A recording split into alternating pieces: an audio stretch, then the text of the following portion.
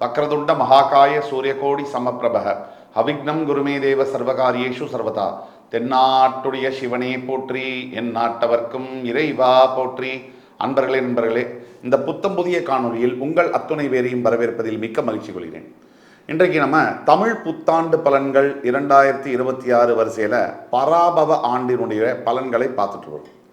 12 ராசிகளுடைய பலன்களை பார்க்கிற அந்த நேரத்தில் இன்றைக்கு நாம் பார்க்கவிருப்பது துலாம் ராசி. காலபுருஷ தத்துவத்துக்கு 7ஆம் வீடு என்று சொல்லக்கூடிய துலாம் ராசி. துலாம் ராசி நேயர்களுக்கு ஒரு மிகப்பெரிய குட் நியூஸ், நல்ல செய்தி அப்படின்னு பார்த்தோம்னா, இதுவரையில் இல்லாத அளவிற்கு உங்களோட வாழ்க்கையில், கடந்த கால வாழ்க்கையில் இதுவரையும் இல்லாத அளவிற்கு நிம்மதி, ஒரு பெருமூச்சு, ஒரு திருப்தி, சந்தோஷம் தரக்கூடிய பராபவ ஆண்டு. நாம் மிச்ச ராசிக்கெல்லாம் நம்ம சொன்ன பலன்களை பார்த்துருந்தீங்கன்னா தெரியும். எங்கேயுமே மிகைப்படுத்தி சொல்லுவதும் இல்லை குறைச்சி சொல்லுவதும் இல்லை. உண்மையை தெளிவாக நல்ல தைரியமாக சொல்லக்கூடியது தான் நம்மளுடைய யூடியூப் சேனல். இப்போ துலாம் ராசி என்பர்களுக்கு 2026 என்ன நடக்க போகுது, பராபவ ஆண்டு தமிழ் புத்தாண்டில் எதை எதிர்பார்க்கலாம், எதை செய்யலாம், எதை செய்யக்கூடாது, அது ரொம்ப முக்கியம். சூதாட்டத்தில் கூட தொடங்கிறது எல்லாரும் தொடங்குவாங்க, ஆனால் எங்கே நிறுத்தணும் அப்படிங்கிறது ரொம்ப முக்கியம். வாழ்க்கை கூட ஒரு சூதாட்டம் தான். ஆக எந்த இடத்துல எந்த உறவை நிறுத்தணும், எந்த இடத்துல எதை பேசணும், இந்த தெளிவை கொடுப்பதற்காக தான் இந்த காணொளி, இந்த வீடியோ. வாங்க, துலாம் ராசி என்பவர்களுக்கு இந்த பராபவ ஆண்டு எதை கொடுக்க போகுது பார்க்கலாம். ஒட்டுமொத்த பராபவ ஆண்டில் ஓவராலாக சொல்லணும்னா 90% உங்களுக்கு பாசிட்டிவான பலன்கள் இருக்கு. ஒரு 10% மட்டும் சின்ன சின்ன பிரச்சனைகள் வரலாம். இதுதான் இந்த ஆண்டு நீங்க எதிர்பார்க்கக்கூடிய விஷயங்கள். இந்த 6ஆம் வீடு மீன ராசியில சனி பகவான் இருக்கிறார். 5ஆம் வீட்டில் ராகு இருக்கிறார். உங்களுடைய 9ஆம் வீட்டில் குரு இருக்கிறார். உங்களுடைய 10ஆம் வீட்டிற்கு குரு ஜூன் 2ஆம் தேதி வரவிருக்கிறார். கடகத்திற்கு வந்து உச்சம் பெறவிருக்கிறார். உங்களுடைய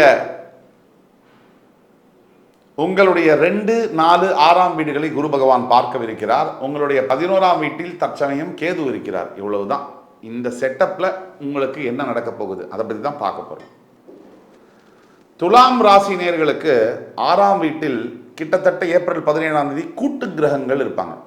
சனி, செவ்வாய், புதன் இப்படி போன்ற கூட்டு கிரகங்கள் வரக்கூடிய வாய்ப்புகள் நிறைய இருக்கு. அந்த கூட்டு கிரகங்கள்னால சில ஆபத்துகள். என்ன ஆபத்து? வேலை செய்கிற இடத்துல காம்படிஷன் அதிகமாக இருக்கும். நீங்கள் செய்கிற வேலையை உங்களுக்கு சவாலாக, உங்களை விட இன்னும் துணிச்சலாக அதிகமாக செய்கிறேன் அப்படின்னு ஆட்கள் கிளம்புவாங்க. செய்ய மாட்டாங்க, செய்யவும் முடியாது. ஆனால் ஒரு பதட்டம், உங்களுக்கு ஒரு காம்படிஷன் கொடுக்குற மாதிரி, ஜாப் ப்ரெஷர் கொடுக்குற மாதிரி வேலைகளை அவங்க செய்வாங்க. சரியாக ஏப்ரல் 14ஆம் தேதி உங்களுடைய 7ஆம் வீட்டில் வந்து சூரியன் உச்சம் பெறும்போது கொஞ்சம் பப்ளிக் பீப்புள் கிட்ட மூவ் பண்ணும்போதும், இல்லை ரிலேஷன்ஷிப், க்ளோஸ் ரிலேஷன்ஷிப் கிட்ட மூவ் பண்ணும்போதும் கொஞ்சம் ஜாக்கிரதையாக நீங்கள் மூவ் பண்ணணும். அவசரப்படக்கூடாது, கவனம் அதிகமாக இருக்கணும். எமோஷனலாக, உணர்ச்சி வசப்பட்டு எந்த விஷயங்களையும் செய்யக்கூடாது. இந்த பராபவ ஆண்டில் ஆகஸ்ட், செப்டம்பருக்கு முன்னாடியே ப்ரமோஷனுக்கான வாய்ப்புகள் உண்டு. உங்களுக்கு பதவி உயர்வு, இடமாற்றங்கள், டிரான்ஸ்ஃபரோடு சேர்த்து ப்ரமோஷன், இல்லை வெளிநாடுக்கு சென்று வேலை செய்யக்கூடிய ஆன்சைட் ஆப்பர்ச்சுனிட்டிஸ், இதெல்லாம் வரக்கூடிய சான்சஸ் ரொம்ப அதிகமாக இருக்குது.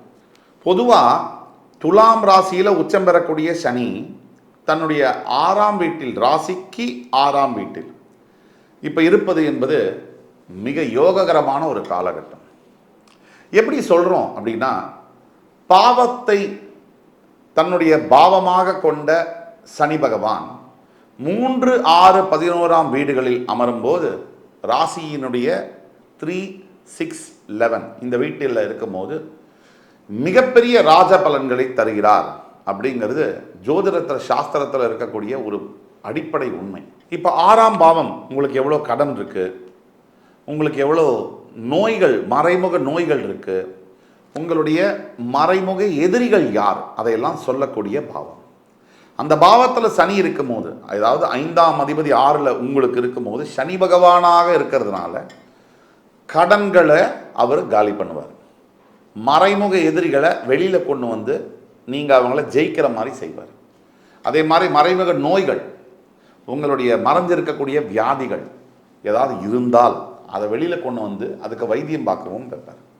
இப்படி சனி பகவானால் உங்களுக்கு பல நன்மைகள் உண்டு. பெரிய விஷயங்கள்ல நம்ம எடுத்து பார்த்தோம்னா மொத்த வாழ்க்கையிலேயே ஒரு மனுஷன் கடன் இல்லாமல், நோய் நொடி இல்லாமல், எதிரிகள் இல்லாமல் இருந்தாலே பெரிய விஷயம். ஆனால் இங்கே இருக்கக்கூடிய அத்தனை பேருக்கும் கடன் இருக்கு. அது சுப கடனோ விரய கடனோ கடன் என்பது இருக்கு. இங்கே இருக்கக்கூடிய அத்தனை பேருக்கும் வியாதிகள் இருக்கு. இங்கே இருக்கக்கூடிய அத்தனை பேருக்கும் எதிரிகள் இருக்கு. எதிரிகள் இருக்கணும்.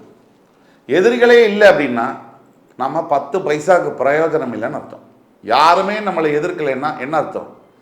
நம்ம முன்னேறவே இல்லைன்னு அர்த்தம். இது ஒன்று. 5ஆம் பாவத்தில் இருக்கக்கூடிய ராகுவினால் கண்டிப்பாக இந்த ஆண்டு உங்களுக்கு குழந்தைகளுடைய உடல் நலம், உங்களுடைய பையன் பொண்ணு அவங்களுடைய ஹெல்த்தில் கவனமாக இருக்கணும். அவங்களுடைய ஹேபிட்ஸு சேர்க்கையில் கவனமாக இருக்கணும். உங்களுடைய 9ஆம் வீட்டு குரு இன்னும் 1.5 மாதத்தில் ஜூன் 2ஆம் தேதி 10ஆம் வீட்டுக்கு வருவார். உச்சம் பெற்று 2, 4, 6 வீடுகளை பார்க்கும்பொழுது ஜூன் 2க்கு பிறகு என்ன நடக்கும் அப்படின்னா, வீடு வாங்கிறது, சொத்து வாங்கிறது, நிலம் வாங்குவது, இப்படி பல விஷயங்களை கொண்டு வருவார் அந்த குரு பகவான். தனகாரகன் இல்லையா? உங்கள் தனஸ்தானத்தை பார்க்கும்போது இப்போ தான் பல வருஷமாக சம்பாதிச்சேன், பைசா பெருசாக சேர்க்க முடியல, ஆனால் இந்த பராபவ ஆண்டில் பணம் நீங்கள் சேர்த்து வைக்கக்கூடிய அமைப்பை குரு பகவான் தருவார். துலாம் ராசிக்கு என்னமோ குரு ஒரு எதிரி, பயங்கரமான எதிரி. ஆனால் குரு பார்வை எந்த ராசிக்கும் எதிரி அல்ல. குரு உங்களுடைய 10ஆம் வீட்டில் உச்சம் பெறும்போது வேலை செய்கிற இடத்துல நிறைய டென்ஷன் இருக்கும். ஜூன் 2க்கு பிறகு நிறைய ப்ரெஷர் இருக்கும். ஆனால் குருவுடைய பார்வை 2, 4, 6ல் விடுறதுனால உங்களுடைய ப்ரெஷர் எல்லாம் சரியாகி நீங்கள் பாருங்கள், இந்த வருஷம் துலாமுக்கு ஒரு ராஜயோக வருஷம். எந்த எதிர்ப்பு வந்தாலும், எத்தனை பிரச்சனை வந்தாலும் அத்தனையும் ஜெயிக்கக்கூடிய யோகத்தை துலாம் ராசி அதிபர்கள் பெறுவார்கள். இந்த ஆண்டு பராபவ ஆண்டு நீங்கள் விஸ்வரூபம் எடுக்கக்கூடிய ஒரு ஆண்டு. உங்களுடைய ஃபினான்ஷியல் சுச்சுவேஷன் பார்த்தீங்கன்னா சூப்பராக இருக்கும். பண வரவெல்லாம் அதிகரிக்கும், அதெல்லாம் சொன்னோம். மேரேஜ் செய்யறதுக்கான உகந்த காலமாக இந்த பராபவ ஆண்டு உங்களுக்கு அமைகிறது. ஒரு எடுத்துக்காட்டுக்கு துலாமில் நான் இருக்கேன், எனக்கு 35 வயசு ஆச்சு, கல்யாணமே ஆகலை சார், எவ்வளவோ வரன் பார்த்துட்டேன் வருஷ கணக்காக, எனக்கு எதுவுமே செட் ஆகலை அப்படின்னா இந்த வருஷம் கல்யாணம் நடக்கும். கல்யாணம் நடக்கும். அதில் ஒரு சின்ன சூட்சம், குலதெய்வ வழிபாடு, அதை நீங்கள் பண்ணதுக்கு அப்புறமா கல்யாண முயற்சியில் ஈடுபடணும். இதுதான் முக்கியம். மாணவ மாணவியர்களுக்கு, துலாம் ராசியில் இருக்கக்கூடியவர்களுக்கு மருத்துவ படிப்பு படிப்பதற்கான ஒரு ஆண்டாக இது அமைகிறது. மெடிக்கல் அட்மிஷன் யாருக்காவது வேணும்னு சொன்னால் இந்த ஆண்டு நீங்கள் நினச்சபடி அமையறதுக்கான ஆண்டு. எவ்வளோ காம்படிஷன் இருந்தாலும் நீங்கள் அந்த காம்படிஷனில் ஜெயிக்க போகிறீங்க. பெரிய பெரிய கவர்மெண்ட் காம்படிட்டிவ் எக்ஸாம்ஸாக இருக்கட்டும், இல்லை தனியார் நடத்தக்கூடிய காம்படிட்டிவ் எக்ஸாம்ஸாக இருக்கட்டும், எதுலேயுமே நீங்கள் ஜெயிக்கக்கூடிய வாய்ப்புகள் இருக்குது. 6ஆம் வீட்டில் கூட்டு கிரகங்கள் ஏப்ரல் 14ஆம் தேதி வருவதனால கொஞ்சம் ஹெல்த்தில் ஏப்ரல் மாதத்துலேருந்து மே மாதம் முடிகிற வரைக்கும் கவனமாக இருக்கணும். ரொம்ப கவனம் தேவை. இது எப்படின்னா, ஜீரண சக்தியிலையோ இல்லை உடம்பு சூடுலையோ இல்லை மைனர் இன்ஜுரிஸோ சின்ன சின்ன விபத்துகளோ நடக்கக்கூடிய வாய்ப்புகள் இருக்கிறதுனால ஜாக்கிரதையாக இருக்கணும். ஒட்டுமொத்தத்தில் துலாம் ராசி என்பவர்களுக்கு இந்த 10ஆம் பாவத்தில் குரு வந்த உடனே வேலையில் பிரச்சனைகள் வரத்தான் செய்யும், கொடசல் வரத்தான் செய்யும். ஜூன் 2க்கு பிறகு 11ஆம் வீட்டில் இருக்கக்கூடிய கேதுவினால் சில பேருக்கு வேலை போகிற அளவுக்கு கிட்ட கொண்டு போயிட்டு மறுபடியும் ஜெயிச்சிடும், அதே வேலையில் சஸ்டெயின் பண்ணிடும். ஜூன் 2லேருந்து செப்டம்பர் 22 வரைக்கும் புது வேலையை தேடுறேன், இதெல்லாம் நீங்கள் செய்யக்கூடாது, அவாய்ட் பண்ணணும். புது ஜாபை தேடுறேன், புதுசாக கெரியர் அதெல்லாம் வேண்டாம். எந்த பிஸ்னஸ்க்கு மாறுறேன் அதெல்லாம் வேண்டாம்.